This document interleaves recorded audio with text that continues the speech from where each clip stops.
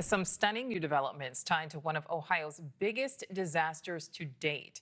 NewsNation learning the U.S. Environmental Protection Agency appears to have tried to discredit an independent scientist along with outspoken residents after that train derailment disaster in East Palestine back in 2023. NewsNation's Rich McHugh has been following this from the very beginning. He spent a lot of time in East Palestine. Rich, what else are you learning? Hi, Nichole. Well, listen, the more we dig into this story and this cover-up in East Palestine, the more shocking it is. And now we have internal EPA emails that show that they were tracking and ultimately trying to discredit an independent scientist who found troubling levels of dioxins, which are toxins, in East Palestine, and was contrary to their message. They also were tracking residents. Now, independent testing expert Scott Smith found elevated levels of dioxins in the soil after that burn in the spring of 2023, after we reported Smith's findings, and former EPA Administrator Judith Enck said the EPA should pay attention to Smith's test results. EPA emails show they began collecting his personal information, tracking his movements, distributing his whereabouts to over 50 EPA employees. They even circulated photos of his dog. We even documented drones hovering over him on multiple occasions, monitoring his actions.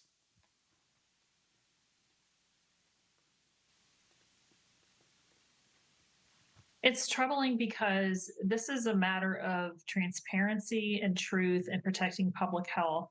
What the EPA seems to have done here in East Palestine is they were more interested in controlling the narrative and controlling what was going out to the community, from the community and back to the community. They were definitely controlling the narrative of nothing to see here, no long-term health impacts.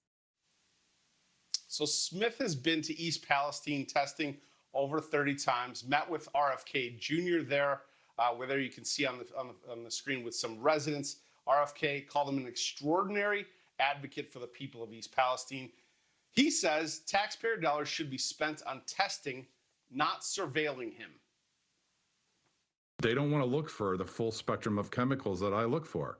And instead of sitting down with me and having a dialogue for the benefit of the community, they launched this, smear and campaign and undermining it. It's, it's pretty clear in their own words. They're clearly not serving the community they're supposed to protect. And it's not just East Palestine, Rich. It's a systemic thing. So it's very clear, Nichole, this was all about public relations and keeping their narrative that there was no trouble, no threat to the community. Rich, so in addition to Scott Smith, what does the EPA say about tracking residents? Well, EPA gave us a statement. They essentially tried to push it onto the Biden administration, the Biden EPA. They said, we are very concerned by claims that have come to light over the past few months. The Trump administration is committed to maximum transparency. As such, we intend to conduct a thorough review of decisions made in the aftermath of the train derailment. We will work to ensure the health and safety of the people of East Palestine. I spoke with a resident, Jamie Wallace. She was one of the residents who were surveilled. Her Facebook posts were cataloged and whatnot. She has a message for the EPA and this current administration.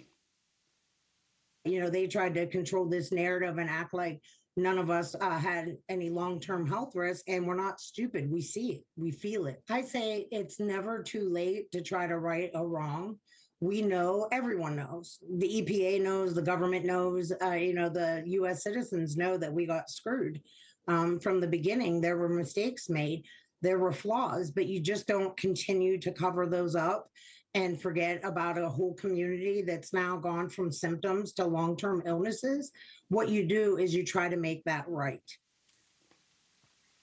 So the more we report on East Palestine, Nichole, the more clear and the more troubling this cover-up appears.